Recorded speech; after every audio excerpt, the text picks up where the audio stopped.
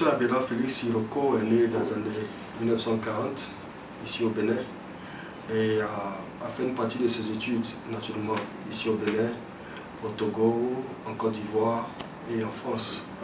Depuis 1988, il a soutenu, 87-88, il a soutenu une thèse d'État sur l'histoire des Cauries en Afrique. Et par la suite, le professeur Iroko a publié beaucoup d'ouvrages. Le professeur Iroko a publié beaucoup d'articles. Il revendique aujourd'hui plus de 600 publications. C'est un génie, c'est un érudit africain.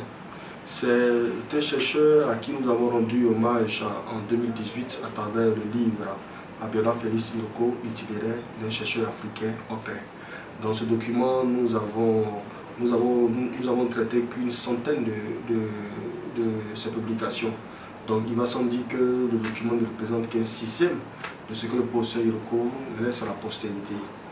Quand on prend les travaux du professeur Iroko, on se rend compte de son niveau d'érudition à travers les différentes thématiques qu'il aborde. Le professeur Iroko aborde des thématiques comme la sexualité, comme le vent, comme l'histoire des mentalités, l'histoire sociale et l'histoire des mentalités. Il n'est pas figé dans une thématique précise, mais il aborde des thématiques suivant la documentation et suivant le penchant qu'il a pour le sujet qu'il traite. Le professeur Iroko reste, à mon avis, l'un des plus grands historiens que l'Afrique ait connu. Lorsque nous parlons de Cheikh Anta Diop, qui était savant, qui était érudit, il n'y a vraiment rien à dire.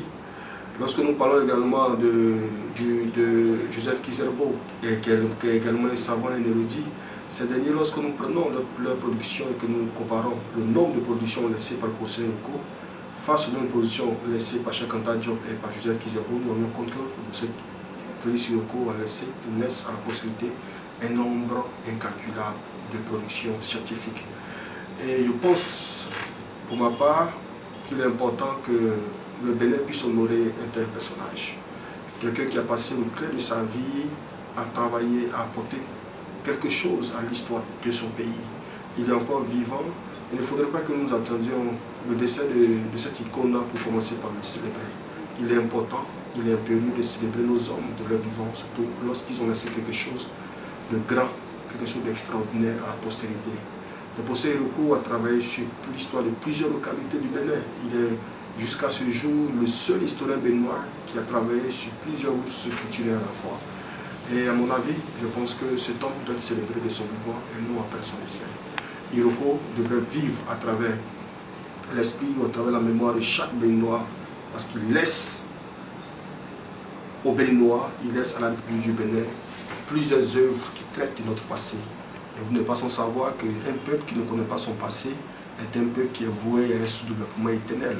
Et le professeur Iroko a combattu et a milité en cette faveur-là, en faisant en sorte que nous connaissions, nous maîtrisions, nous appréhendions notre histoire. Vive Iroko, maintenant, vive Iroko à jamais.